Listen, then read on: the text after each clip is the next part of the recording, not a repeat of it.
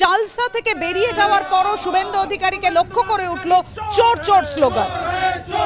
শুভেন্দু অধিকারী চোর হ্যায়, চোর হ্যায়, চোর হ্যায়, শুভেন্দু অধিকারী চোর হ্যায়, চোর হ্যায়, চোর হ্যায়, 100 दिन का पैसा खाया है, শুভেন্দু অধিকারী চোর হ্যায়, চোর হ্যায়, চোর হ্যায়, শুভেন্দু অধিকারী চোর হ্যায়, চোর হ্যায়, চোর হ্যায়, শুভেন্দু অধিকারী চোর হ্যায়, চোর হ্যায়, চোর হ্যায়, শুভেন্দু অধিকারী চোর হ্যায়, চোর হ্যায়, চোর হ্যায়, চোর চোর চোরটা শিশির বাবুর ছেলেটা, চোর চোর চোরটা শিশির বাবুর ছেলেটা, চোর চোর চোরটা শিশির বাবুর একদিকে চোর চোর স্লোগান, আপনারা দেখছেন চালসা থেকে শুভেন্দু অধিকারী বেরিয়ে যাওয়ার পরও চোর চোর স্লোগান দিতে দেখা যায় তৃণমূলের কর্মীদের। চালসার এই সফরের যখন কনভয় যাচ্ছিল শুভেন্দু অধিকারী, সেই সময় গো ব্যাক স্লোগান দিতে দেখা যায় চা শ্রমিকদের। একেবারে শুভেন্দু অধিকারীর কনভয়ের দুপাশে আপনারা দেখতে পাচ্ছেন সেই মুহূর্তের ছবি। শুভেন্দু অধিকারীকে উদ্দেশ্য করে গো ব্যাক স্লোগান।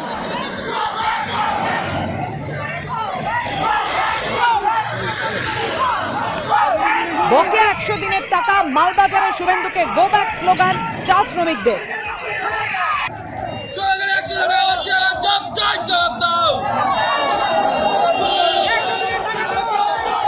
এমনকি চালসায় শুভেন্দু অধিকারী সভাস্থলের 50 মিটার দূরেও পোস্টার দেখা যায়।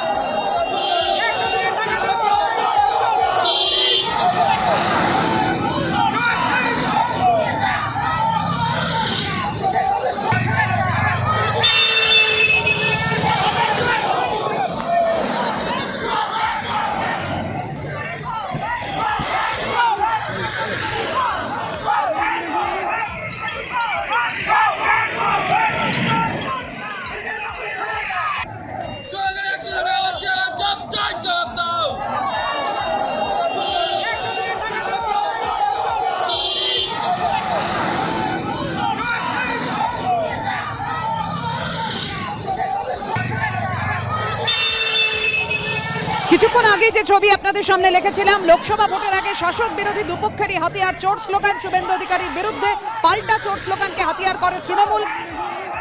চালসা সফরের মধ্যেই শুভেন্দু অধিকারী, আর এই চালসা সফরের মধ্যেই শুভেন্দুর কনভয় যাওয়ার পথে মালবাজারের রাস্তার ধার থেকে গো ব্যাক স্লোগান উঠল।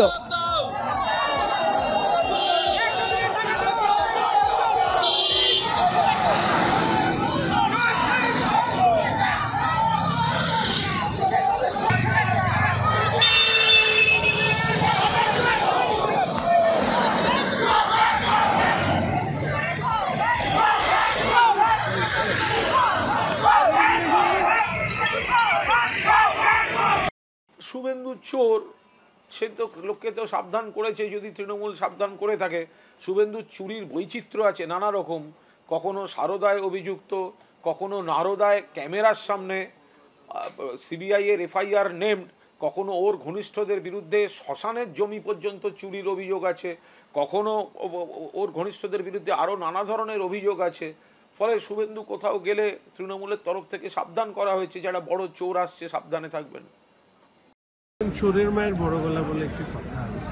যাদের নিজের মন্ত্রীরা চুরির দায়ে অভিযুক্ত হয়ে জেলে আছে, আর কেউ কেউ এসএসকেএমে বিশ্রাম নিচ্ছে, শিশুদের বেড অকুপাই করে, আমার মনে হয় তাদের এসব প্রচার না করে নিজেদেরকে সংশোধন করার কথা বলে। অন্যের দিকে আঙুল তুললে তার দিকে 4টে আঙুল তার দিকেই পড়ে রয়েছে। আমি বলবো যে রাজ্যের মানুষ এটা জেনে গেছে, বুঝে গেছে, এই রাজ্যে সব থেকে বড় চোরের নাম